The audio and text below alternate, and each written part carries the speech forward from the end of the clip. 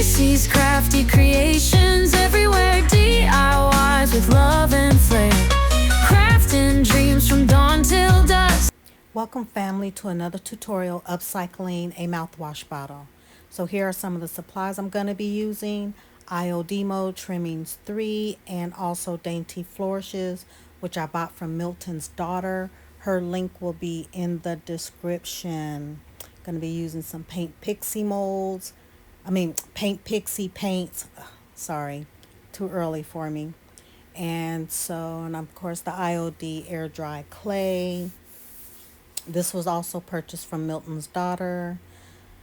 If your clay is a little dry, just add some water to it, knead it in. Mine was a little on the dry side, so I had to work with a little bit more than I really wanted to, but I did get it malleable enough where I could get it into the molds.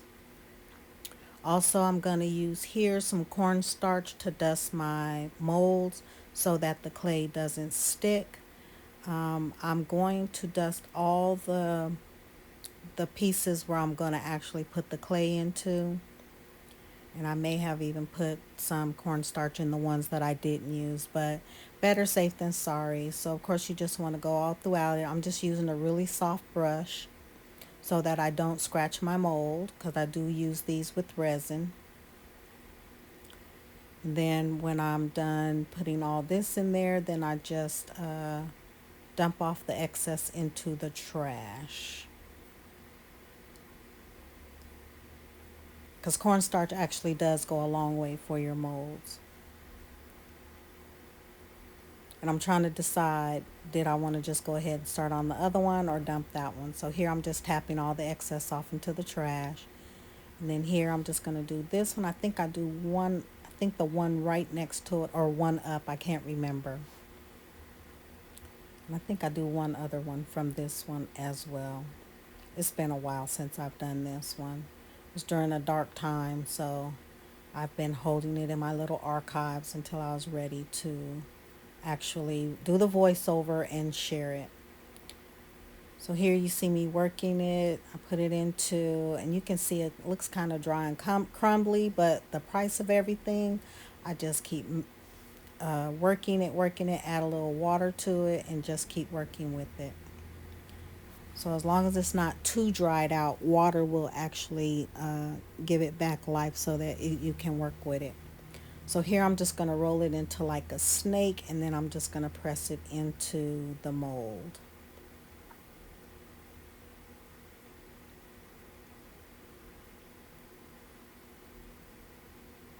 I hope this isn't making anyone dizzy as I'm sitting here watching this, making me a little dizzy. But I'm dizzy anyway, so it is what it is. But just press it all in, get it in there. That was actually a really good amount for me to use. And I like the IOD modes because they have this lip on it so that you know you're all the way within the confines of the cavity that you're molding. And then with the cornstarch, see how it just comes out really, really nice. And I'm not going to make you all watch me do all of these, but I figured I would at least let you watch me do these two because these were the easiest two. Trimmings are the easiest ones to do. This piece is really, really dry, but I'm using up my stash. And if this is not crumbly, hey, I'm going to use it until it just starts falling apart. Then I'll throw it away. But we got to use everything that we can. Everything has gone up in price. Sometimes you can catch the IOD on a small discount on Amazon, but I wanted to use up this. So here are my castings from the clay. So this is the bottle. This is a mouthwash bottle. So I just used alcohol to get the labels off. And then here I'm going to use alcohol again just to clean it from any oils or anything from my hands so that it can help the paint stick better. What you can also do to help with the paint is you can actually sand it and put a layer of Mod Podge on there as well. But I chose to just do it this way because I'm going to put the clay on first. but I didn't want any oils between the glue and the clay itself. I'm also going to clean the top because I'm also going to put castings on that as well. And again, I'm not going to make you watch me do all of these on this bottle, but at least so that you can see how I do this. And to put this on, I am going to use Type Bond Quick and Thick Wood Glue. It's an all-purpose glue, and it works really, really well. And what the back looks like, it doesn't matter. No one's going to see it but us.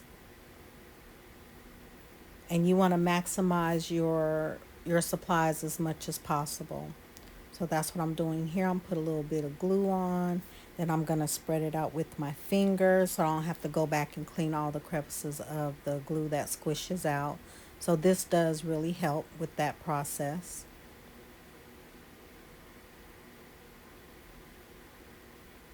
There's a dry piece of clay sitting on there, so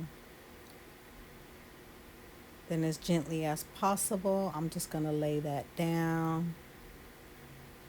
I think the top was ready to just pop off, so then just cleaning off the extra glue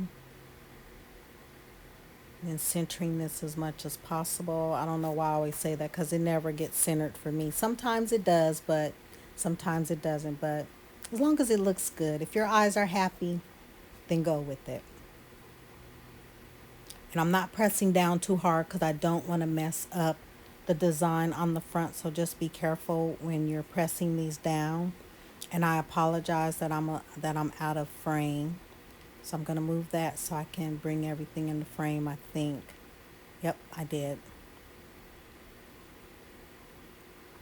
Again, I'm so used to being in front of the camera instead of the camera overhead, but I'm getting more and more used to it, to be cognizant of where my camera is. So, and again, just adding the glue, spreading it out so it can have as much coverage as possible all the way to the ends.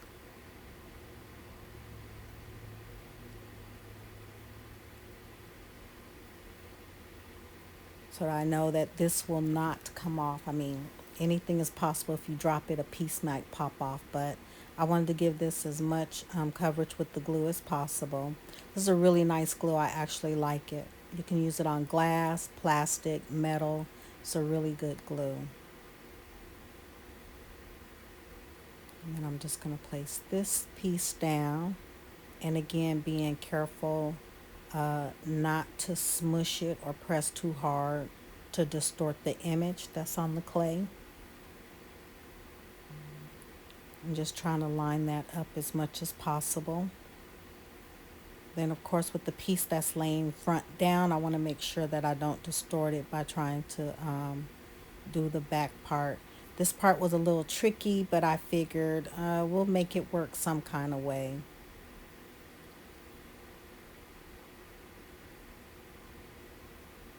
And then I'm going to grab those pieces back to see if I can fill in that little area to make it look somewhat cohesive and as a straight line.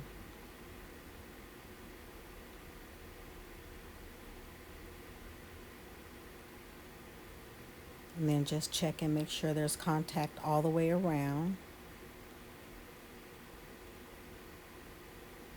Of course, what I'm seeing now, I couldn't see at the time, but it works out in the end.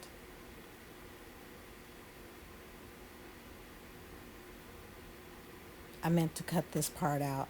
I don't like sticky stuff on my fingers, but hey, I'm a crafter, so if I can get it off then I'll try to get it off, but I didn't want you all to sit through all of that. But I'm going to put the top on so that where I place this, I want to make sure that it's even, because before then I used to always just put it on without the lid being on, and then it's all wonky, but no one notices but me. So this would be a great way. Put your top or lid on first, and then add what you're going to add so that you know what you want to be the front is actually in the front. And here you see me spray it with a little bit of water so that I can smooth out some of the little cracks and stuff. That's the one thing about air dry clay. As it dries, it will crack. There are some out there that won't. I think because this clay was already a lot drier than it should have been when I started, that it has a lot more cracks in it. But again, if you can work with it, work with it. Don't just throw it away. Because since this is going to be covered up by paint, a lot of this will not show.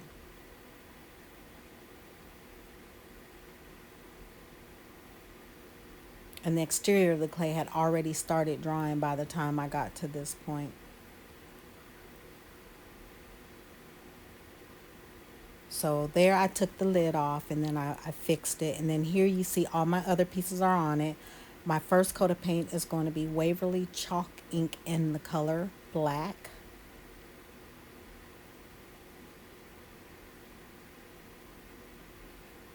I like this paint, and then I don't like this paint. I like it because this is the truest black paint that I have come across.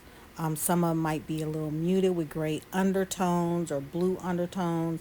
This one is truly black, and I love this chalk paste. What I don't like about it is that it can become really thick really quick.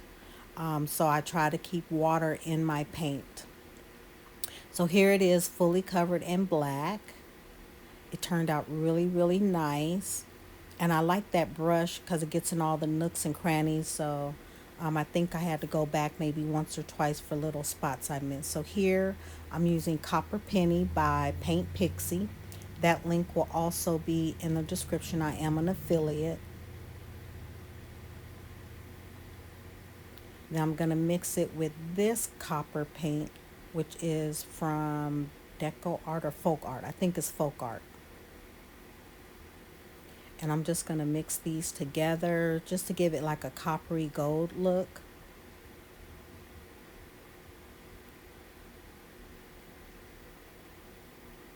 And then I'm using this little brush from Dollar Tree just to kind of dab it on.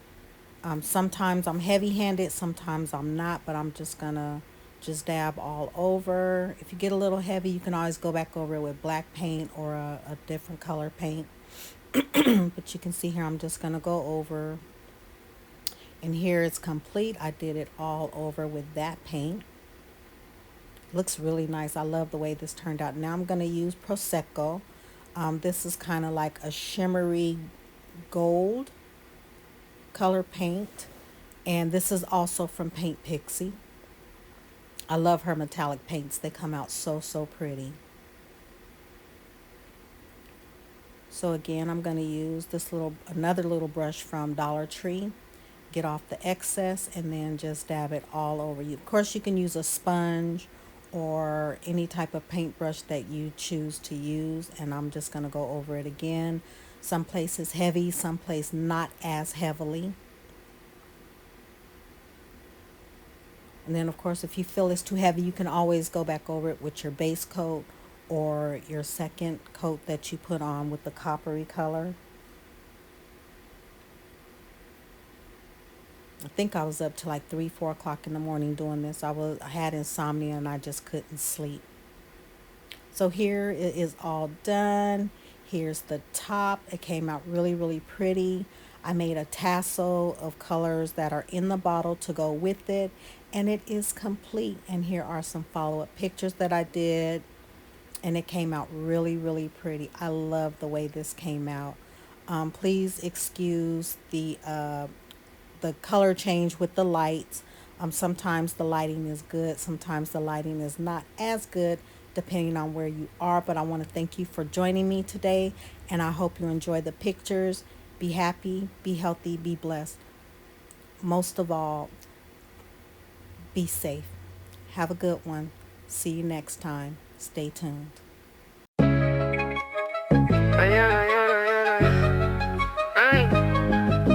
Scissors in my hand, I'm making plans. Cutting through the night, all part of my brand. Glitter on the floor, sparkle on the wall.